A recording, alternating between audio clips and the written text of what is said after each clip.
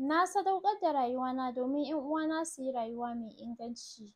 Story time. Ga dalilin da ya sa nake cewa haɗuwana da wannan ƙawan nawa shine babban kuskuren da na aikata a rayuwana.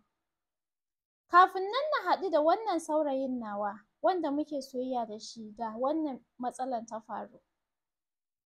Ita wannan ƙawan nawa ta iya ƙoƙarinta domin ta setting ɗina up wani abu ya faru, amma Allah bai ba ta sa'a ba. Saboda akwai wata rana da muka yi party a gidana, maza sun zo, ita ta gayyato maza, mutane sun zo, kar ku manta ni ban san kowa ba, ita kawai na saba da ita, duk wani wanda zan haɗu da shi to ta dalilinta ne.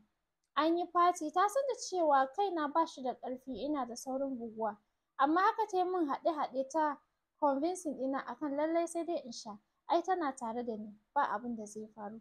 Da na sha na ga na bugu, ita ma ta lura na bugu, sai na tashi na tafi ɗaki domin na kwanta, ɗakina kenan.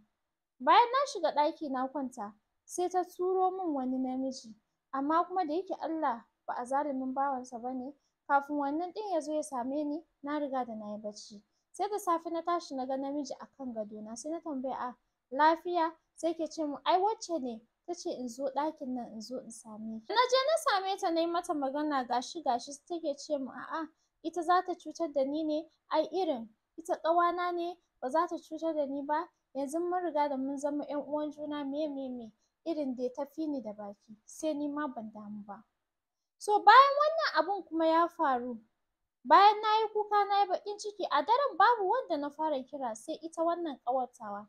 Na ce mata ga abin da ya faru, na ce mata zan kira mutumin da ya haɗa ni da Alhaji domin ya kira Alhaji ko akwai abin da za a iya yi.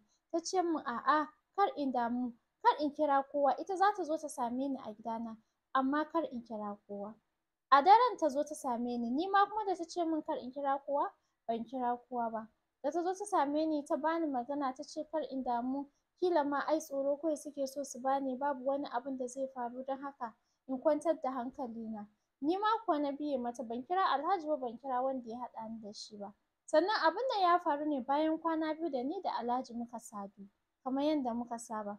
Sannan ina da kusan satuttuka kafin nan ni da shi mu sake haɗuwa. Haka dai na zauna ina ta jiran ranar da za mu haɗu, ina ta jira har satuttukan da za mu haɗu ya zagayo muka haɗu da Alhaji.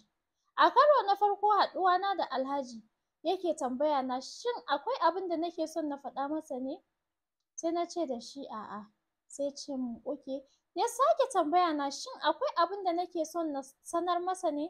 Na sake ce masa a'a. Ya bar maganan. Muka yi abin da muka saba yi, muka rabu. Na dawo gida. Bayan na dawo gida ne washe gari na tashi na fara jin ƙaiƙayi a gabana. Da na fara jin ƙaiƙayi a gabana na kira wannan ƙawar nawa na ce mata ga shi fa abin da nake ji. Ta ce min don Allah kar in damu, ai sabida na tada hankalina ne, na damu shi yasa nake jin haka, don haka kar in damu, babu wani abin da zai faru. Na ce mata okay. Washe gari kuma na tashi na ga wasu 'ya'ya sun fetso min a gabana.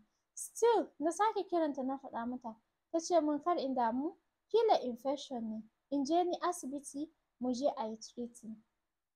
Muka je asibiti aka bani magunguna na dawo gida. Mu haɗu a part 9.